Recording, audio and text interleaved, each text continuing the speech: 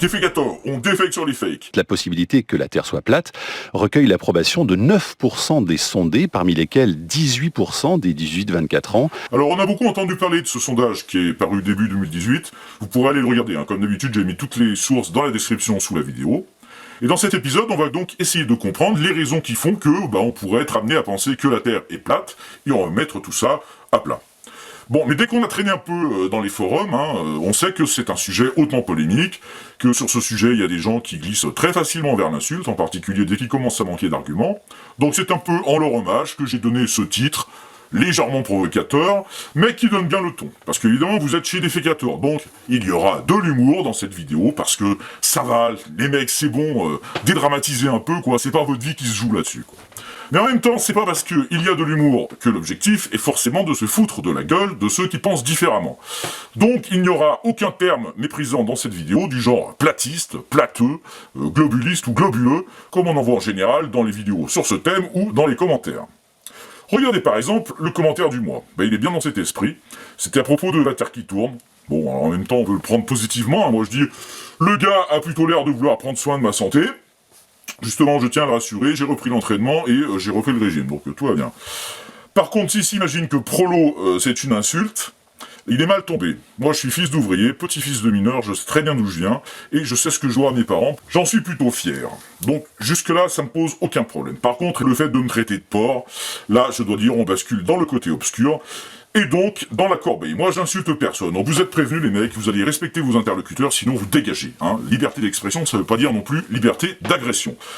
Ces petites bases étant posées, comment va-t-on procéder aujourd'hui? Eh bien, on va regarder des faits, on va regarder des choses qu'on peut observer dans la réalité, et on va essayer de trouver à chaque fois comment on peut expliquer ces phénomènes sur une Terre plate, et comment on peut les expliquer sur une Terre ronde. Voilà, l'objectif c'est d'avoir une vision d'ensemble, d'observer le phénomène sous tous les angles, et puis d'être capable aussi de comprendre la vision de l'autre, et d'y adhérer ou pas, mais comme ça on le fera de manière objective et en pleine conscience. Alors, quel est l'argument premier de ceux qui pensent que la Terre est plate? Eh bien, c'est que lorsqu'ils regardent l'horizon, ils le voient plat. Et même en s'élevant un peu à quelques kilomètres, on ne peut pas voir de courbure. Parce que par rapport à nous, c'est une très très grande sphère. Donc, si je suis sur une petite boule, je regarde et je vois un horizon courbé. Si je prends une boule un petit peu plus grosse, je vois un petit peu moins l'horizon courbé. Si je prends une boule de plus en plus grosse, effectivement, à chaque fois, voilà, l'horizon va me paraître de moins en moins courbé. Mais enfin là, évidemment, je perçois encore la courbure. Par contre, sur une boule dont le rayon moyen fait 6371 km, au niveau du sol, là, évidemment, je ne serai plus capable de voir qu'il s'agit d'une boule. Donc il va falloir s'élever très très haut en altitude pour commencer à voir la courbure sur l'horizon. Et du coup, voilà, vous avez des gens qui pensent que toute la Terre est plate parce que la seule partie qu'ils en perçoivent leur paraît plate. Bon, pourquoi pas? En général, ce sont des gens qui vous disent « Moi, je suis comme saint Thomas, je ne crois que ce que je vois ». Mais qui était ce fameux saint Thomas? Alors saint Thomas était un apôtre chrétien qui accompagnait le Christ. Donc là on le voit représenté avec la lance qui avait servi à un soldat pour faire des trous dans Jésus, en fait. Saint Thomas, ça l'avait un peu traumatisé cette histoire, et c'est normal, on comprend bien, c'est chaud. Vous voyez votre pote se faire trouer, puis clouer, et puis tuer, quoi, finalement. C'est quand même un sacré chemin de croix, quoi. Or saint Thomas, justement, il n'était pas là le jour où Jésus est revenu après sa résurrection. Donc le lendemain, les autres apôtres lui ont raconté, tu sais pas qui on a vu hier soir? Jésus, ma couille, il était là comme je te vois, quoi. Mais lui, il veut pas les croire, il se dit, c'est normal, il se dit, Jésus est mort il y a quelques jours, ils n'arrivent pas à faire leur deuil. Il doute, voilà. Donc, lui, ce qu'il voudrait, c'est voir ce fameux gars qui se prétend ressuscité, et puis aller mettre les doigts dans la plaie que lui avait fait le soldat avec la lance pour voir si c'est bien lui, quoi. Alors, Jésus, Jésus c'est le bon gars, donc, il lui laisse venir toucher la plaie que le soldat lui avait fait avec la lance, et l'autre, saint Thomas, il hallucine, du coup, alors, comme c'est un chercheur de vérité, là c'est moi qui extrapole un peu, mais à mon avis, il a dû commencer à poser plein de questions, du genre, ah ouais, mais alors, quand tu bois, comment ça fait avec le trou, est-ce que ça ressort, et tout ça? Et Jésus, il va pas aller jusqu'à lui montrer ça, parce que déjà Jésus il change l'eau en vin, donc voilà, quoi qu'il boive, ça va devenir compliqué, parce que il vient juste de devenir Dieu en ressuscitant, il a peut-être pas envie de commencer à donner le mauvais exemple à tout le monde en buvant de l'alcool, quoi. Donc, Jésus, il lui dit, parce que tu m'as vu, tu as cru. Mais heureux ceux qui n'ont pas vu et qui ont cru. Et là, du coup, Jésus, il l'a cassé en deux. Il l'a crucifié. Moi, je pense que saint Thomas, ça a quand même dû le faire gamberger un petit peu, tout ça. Il a dû prendre conscience de 2-3 trucs, à mon avis. Après ça, il est rentré chez lui, en respirant de l'air qu'il ne voyait pas, et même des virus qu'il ne voyait pas non plus, hein, tout ça dans les transports en commun. Ah oui, pardon. Voilà, là c'est quand il était dans les transports en commun. Donc là, il est en train d'utiliser un véhicule se déplaçant avec de l'électricité qu'il ne voyait pas, produite dans des centrales nucléaires par des réactions entre des particules qu'il était incapable de voir. Il regardait sur son smartphone des vidéos YouTube sur la Terre plate, faites par des gens qu'il n'avait jamais vus, et transmises par des ondes qu'il ne voyait pas, sur un appareil fabriqué par des Chinois qu'il n'avait jamais vu non plus. Et tout ça dans un futur qu'il aurait bien été incapable d'imaginer puisqu'il ne pouvait pas le voir. Et là, saint Thomas, il s'est peut-être rendu compte que finalement, sa vie dans le monde d'aujourd'hui allait devenir assez compliquée quand même si à chaque fois qu'il utilisait quelque chose, il était obligé de commencer par reprouver son existence. Mais ce n'est que mon interprétation. Hein. Et le comble de tout ça, c'est que d'après la tradition, et là c'est plus moi qui extrapole, hein, c'est vraiment ce qui se disait au Moyen-Âge, il est mort pendant qu'il priait, d'un coup de lance dans le dos. Dans le dos, hein. Donc du coup, il n'a pas dû le voir venir. Et c'est ce qui fait que moi, je me demande si il y a bien cru, hein, finalement. Enfin, quoi qu'il en soit, ça l'a pas empêché d'y passer, quoi. Bon, bref, voilà. Pour tous ceux qui sont comme saint Thomas, qui n'ont pas la capacité de se projeter dans quelque chose qu'ils ne voient pas, la Terre doit forcément être plate. Alors, admettons, hein, on a dit qu'on ne jugeait pas. Essayons de comprendre comment on peut expliquer le fonctionnement du monde sur une Terre plate. Lorsque je prends l'avion et que je voyage autour du monde. Alors, voilà, un globe. Voilà un avion aérien. Si je décolle ici, vous voyez, d'Europe par exemple, je vais aller facilement sur un autre continent, je vais pouvoir éventuellement, traverser les océans, faire le tour de la Terre, par en haut, par en bas, ça ne va poser aucun problème, je vais pouvoir circuler dans tous les sens, librement, et faire le tour du monde facilement. Comment est-ce que cela va se passer sur une Terre plate ? Eh ben, ça risque d'être plus compliqué, parce que forcément, voilà, je vais décoller ici d'Europe, je vais survoler l'Asie, et puis si je veux aller en Amérique, ben là, je vais me retrouver bloqué par le bord du monde. Même chose en bas, même chose en haut. Donc, je vais vous laisser quelques secondes pour réfléchir à comment peut-on faire le tour du monde, puisque c'est possible hein, dans la réalité, si la Terre est plate. Je vous laisse avec une petite musique inspirante. Bla bla bla bla bla bla bla, bla bla bla bla bla bla. Bla bla bla bla bla bla bla bla bla bla bla bla bla bla bla bla. Alors, est-ce que vous avez trouvé une solution ? Eh bien, sachez que c'est possible si la Terre plate est un disque. Voilà, alors ça c'est ce qu'on appelle une représentation de postelle, hein, c'est-à-dire azimutale équidistante. Le pôle Nord est situé ici, et le pôle Sud, en fait, il est sur tout le bord du disque. Parce qu'il n'y a plus d'Antarctique sous la forme d'une île, mais sous la forme d'un mur de glace qui fait donc tout le tour de la Terre plate.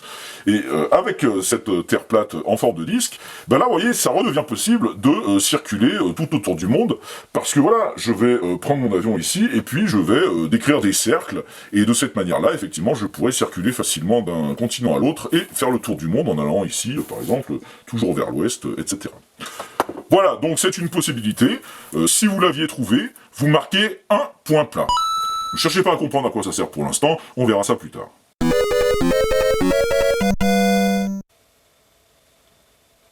Alors pourquoi sommes-nous là ? Il manque un truc là, non ?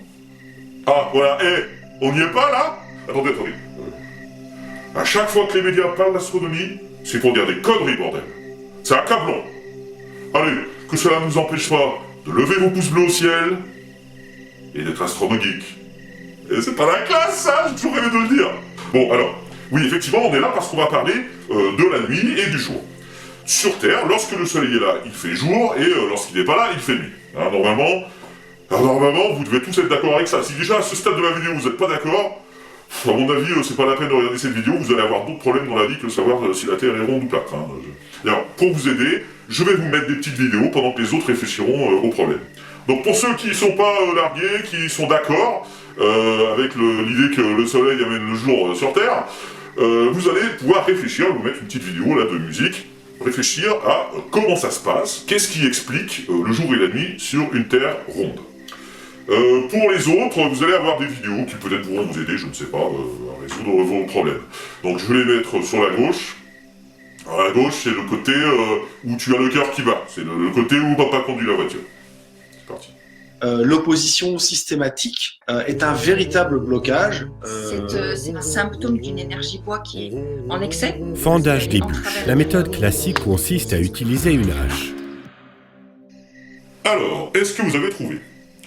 Donc sur le modèle classique de la Terre ronde, le Soleil est une sphère qui est située donc très très très loin, à 149,6 millions de kilomètres, et qui a un diamètre énorme puisqu'il fait 109 fois celui de la Terre, et il envoie ses photons un peu partout, il diffuse dans tous les sens, mais donc la Terre en reçoit sur une partie de la sphère qui est donc éclairée, pendant que l'autre partie est dans l'eau. Et donc ici il fait jour, et là il fait nuit. Pas très compliqué jusque-là à comprendre. Et ensuite, effectivement, si vous placez un petit bonhomme sur la surface de la Terre, comme la Terre tourne, eh bien vous allez avoir un moment, ce petit bonhomme ici, alors là pour l'instant il est dans l'ombre, vous ne voyez pas, il est de l'autre côté. Il est ici en Amérique, hop, à midi, l'Amérique est pile en face du Soleil, et donc le petit bonhomme, voilà, il est éclairé, il est en plein jour. Et puis voilà, quand le jour va avancer, plus ça va aller, et plus le Soleil va descendre sur l'horizon vers l'ouest, et là vous voyez le petit bonhomme, déjà il commence à faire plutôt nuit, puis alors là il est carrément plongé dans la nuit, ce qui nous explique d'ailleurs qu'on peut, sur une Terre ronde, avoir une partie des continents sur lesquels il fait jour, donc ici par exemple en Asie, en Océanie, il fait jour, pendant qu'en Amérique, qui est plongé dans l'ombre ici, il fait nuit. Voilà, donc sur une Terre ronde, voilà comment s'explique le jour et la nuit, et si vous avez trouvé, vous marquez un point rond. Sur une Terre plate à présent, ça peut pas marcher pareil, parce que vous voyez, en fait, si je mets la Terre plate au Soleil, tous les continents sont éclairés en même temps. Et si je la plonge dans la nuit, forcément, il fait nuit partout. Alors après, vous allez me dire, on peut peut-être le mettre un petit peu comme ça, mais non, parce que là, vous voyez, vous allez avoir lumière rasante pour tout le monde, mais c'est pareil, tout le monde a la même lumière en même temps sur le principe du disque de la Terre plate. Donc, cette explication ne peut pas fonctionner sur la Terre plate, alors à vous de réfléchir maintenant pour en trouver une qui fonctionne. Bla bla bla bla bla bla bla, bla bla bla bla bla bla, bla bla bla bla bla bla bla bla bla bla bla bla bla bla bla. Et bien sur la Terre plate, le Soleil ne peut pas être lointain. Il est forcément près de la Terre, et tout petit, et il tourne au-dessus du disque. Voilà, donc si vous avez trouvé, vous marquez un point plat. Donc ici, si je prends mon petit bonhomme, que je le mets en Amérique du Sud par exemple, ici il est dans l'ombre, ici, hop, il fait jour, parce que le Soleil est juste au-dessus. Hop, le Soleil s'en va, il fait nuit, et ici il fait jour, et ici il fait nuit, et ici il fait jour, etc. C'est ainsi que ça fonctionne sur la Terre plate. Alors vous avez le site de la Flat Earth Society, qui est une organisation qui soutient l'idée de la Terre plate, et qui donc a fait des calculs selon lesquels donc ce Soleil devrait se situer à 4828 km d'altitude au-dessus du disque et mesurer 32 miles, c'est-à-dire 51 km pour que ce modèle fonctionne. Et pour les saisons, vous savez, l'hiver, le Soleil est plutôt bas sur l'horizon et il fait plus froid, alors que l'été, il brille bien à la verticale et du coup il fait plus chaud. Comment est-ce que cela peut s'expliquer sur une Terre ronde?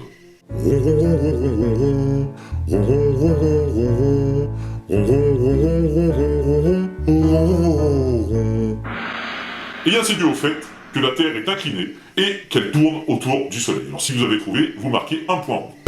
La Terre, en effet, est inclinée par rapport à l'axe des pôles, c'est pour ça que les globes sont représentés comme ça, avec une Terre toujours penchée, et elle tourne autour du Soleil. Alors, bon, là, évidemment, je la fais tourner très près du Soleil, parce que je ne peux pas être à l'échelle. Si je voulais être à l'échelle, il me faudrait une pièce de 1,49 million de kilomètres, ce serait compliqué. Mais donc, on va quand même se rendre compte du phénomène. Vous voyez qu'ici, si je prends la Terre à ce point-ci de son orbite, eh bien, majoritairement, c'est l'hémisphère sud qui reçoit la lumière, et puis l'hémisphère nord en reçoit un peu moins. Donc on peut dire que ici, par exemple, en Océanie, là, c'est l'hiver, c'est l'été, pardon, alors que ici, par exemple en Europe, en Amérique du Nord, c'est plutôt l'hiver. On va avancer sur l'orbite. Hop, ici on est 3 mois plus tard, on se situe au moment de l'équinoxe. Et vous voyez que la lumière est plutôt répartie uniformément sur les deux hémisphères. On avance encore un peu dans l'année, là on va se situer donc en été, et là vous voyez que c'est plutôt l'hémisphère nord en fait qui reçoit la lumière, et l'hémisphère sud en reçoit moins. Et enfin, on va aller, là, vous n'allez plus rien voir du tout, puisque forcément, vous êtes dans la nuit. Hop, là, c'est le phénomène d'éclipse, d'ailleurs. Voilà, donc, effectivement, on conçoit aisément que, sur une Terre ronde, c'est cette inclinaison de la Terre et son orbite autour du Soleil qui explique le fait que la lumière n'est pas reçue de la même manière en été et en hiver par les deux hémisphères. Et alors à présent, sur une Terre plate, comment est-ce que ça va fonctionner? Alors ça va pas fonctionner pareil, parce que vous voyez, j'ai beau la pencher, c'est toujours pareil en fait, hein, elle va toujours recevoir la même luminosité. Alors, à vous de trouver. Bla bla bla bla bla bla bla, bla bla bla bla bla bla, bla bla bla bla bla bla bla bla bla bla bla bla bla bla bla bla. Eh bien, sur la Terre plate, la notion de saison peut s'expliquer par le fait que la trajectoire du Soleil varie. En effet, ici, vous voyez, le Soleil décrit de petits cercles autour du pôle Nord. Par contre, ces cercles peuvent s'élargir et passer beaucoup plus près du pôle Sud. Ici, on est donc clairement sur une saison où c'est l'été dans l'hémisphère Sud, alors que lorsque le cercle va se restreindre, eh bien là, ce sera plutôt l'été sur l'hémisphère Nord. Voilà donc une explication qui, ma foi, est tout à fait satisfaisante. Si vous l'aviez trouvée, vous marquez un point plein. Par contre, j'ai quand même dit un mot interdit. Et alors ça, si vous l'avez détecté, vous marquez un point plat. Si vous n'avez pas détecté, vous enlevez un point plat. En effet, j'ai dit hémisphère. Hémisphère, c'est pas très correct lorsqu'on parle d'un disque, parce que, effectivement, l'hémisphère, c'est la moitié d'une sphère. Donc on pourrait, je sais pas, parler d'hémiplate, enfin encore que celle-là, personne n'avait vraiment osé la faire, à ma connaissance. Ou alors on pourrait dire, voilà, qu'il y a un disque nord ici, ou bien un anneau sud. Mais en aucun cas, on ne parle d'hémisphère, c'est limite vulgaire, attention. Alors ça soulève quand même un souci, parce que si ce soleil est une sphère, comme on le voit quand on l'observe, il diffuse ses rayons lumineux dans tous les sens. Donc pas juste dans une zone précise, donc il n'y a aucune raison qu'il n'éclaire qu'une seule partie du disque. Alors, le site de la Flat Earth Society nous indique que le soleil agit comme une lumière de phare, en fait, donc ce serait pas vraiment une sphère, mais ce serait une sorte de projecteur qui n'éclaire qu'une zone donnée.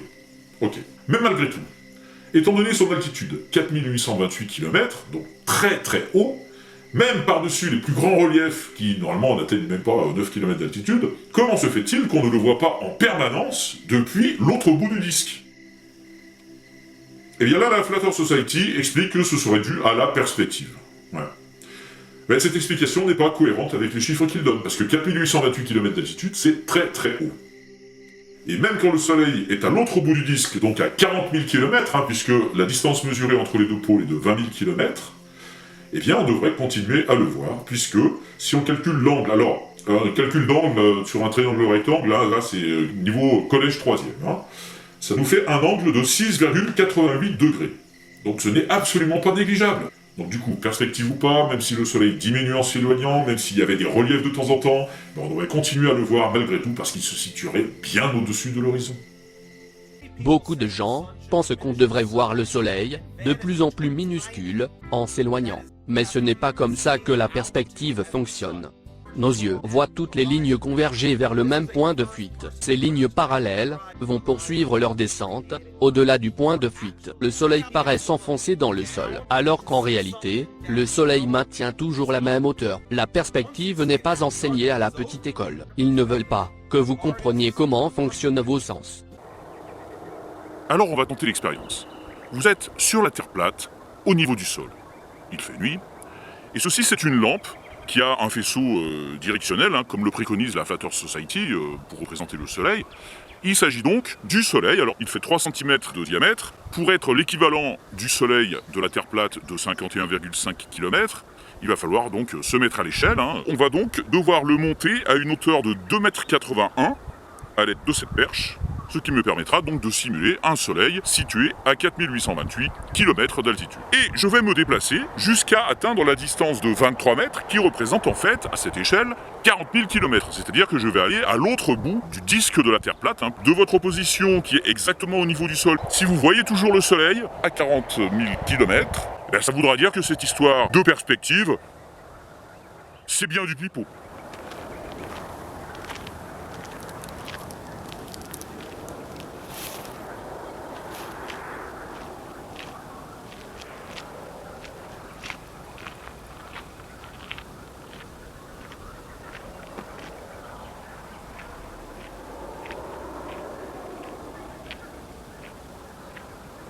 Voilà, donc ici, je suis à 40 000 km de vous, qui êtes au niveau du sol sur la Terre plane. Si vous voyez toujours le soleil, ça veut dire que cette histoire de perspective, c'est du flan. Moi, je vais continuer un petit peu jusqu'au bord du monde. Ici, je marche encore un peu jusqu'au matin. J'irai même un soir au tout dernier bord de la fin. Si seulement la terre était ronde. Et mon pouce bleu. Bon, désolé pour le petit screamer, mais en même temps, c'est bien si vous avez eu peur. Ça veut dire que vous étiez tellement immergé dans l'idée de Terre plate que, en me voyant partir d'un côté, vous pouviez pas vous imaginer que j'allais faire le tour et revenir de l'autre, vous voyez. Alors, à présent, on va continuer nos réflexions et parler de la Lune. Donc, première réflexion, qu'est-ce que la Lune par rapport à une Terre ronde ?